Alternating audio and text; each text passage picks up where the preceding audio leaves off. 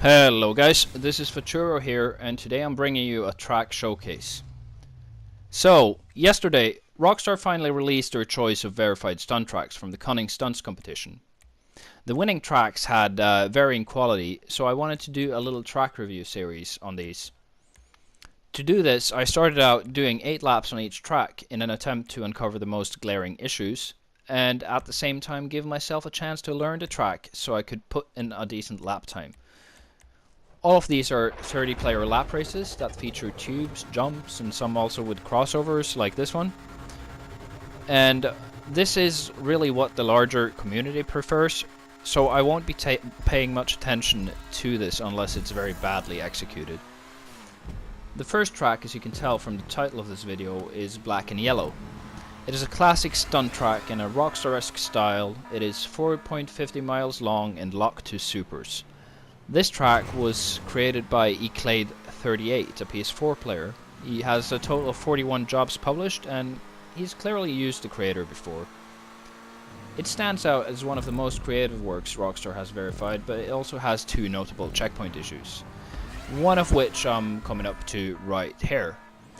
As you see, I'm going wide of this checkpoint just because I'm carrying too much speed from the previous corner when I go onto the jump. And I'm landing on a landing platform he put up, so you'd think that the checkpoint should have really been placed further down so you couldn't miss it. And then the second checkpoint issue is what we're coming up to right here. It's similar to the Rockstar created track Vespucci, where I hit the apex and completely missed the checkpoint, and then obviously I don't notice, so I just keep going like way until these rings right here, and then respawn. But yeah, this is a more important checkpoint issue on a track because it's gonna affect the racing. It's gonna mean that whoever gets the best racing line misses the checkpoint, and they're gonna have to go backwards to get the checkpoint, or respawn to get the checkpoint, and that's not something you want. Despite that, it's still one of the best tracks that Rockstar has ever verified, and I don't know, I really like it. I'll probably be replaying it quite a few times. This lap you see me doing right here is my world record run that I ended up doing on my last lap, where I ended up I did this on all the tracks, and some of them I had to do 5 more laps on, 2 of them in fact, and I ended up having the world record on all 5 tracks, which was pretty cool to me because I know that in a few days this is gonna get beaten by all the proper hot lappers out there. But I wanted to leave this in because I thought it was a pretty decent lap. Now,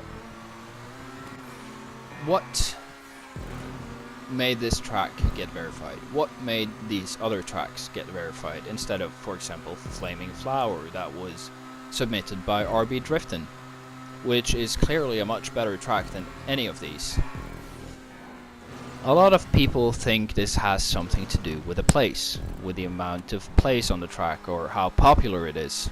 Now, I've been Rockstar verified myself, twice actually, and both of these times it has been with tracks that had very few plays. And this track also only has 100 plays, like just over that, the original one. I'll leave a link in the description if anyone wants to fact check me on that. But what does that mean? Well, they don't verify people based on the amount of plays and the popularity, because very few people have actually played this track, and this guy has a crew with only 1 person in it, which is himself, so it's not based on affiliation either. So is it because the track is well executed, well done, it meets a certain standard, so they just pick the first track that meets a certain standard?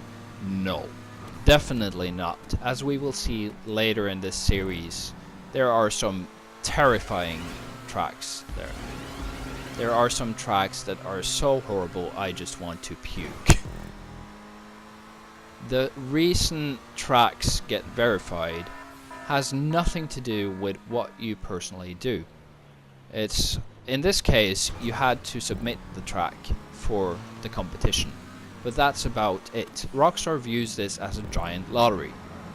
They have an algorithm that pulls out a couple of random tracks, and that's what gets verified.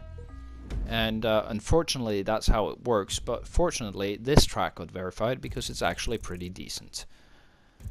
Now that concludes this review, and I hope you enjoyed it. I hope you will come back for the other reviews, and I will see you all later. So bye guys.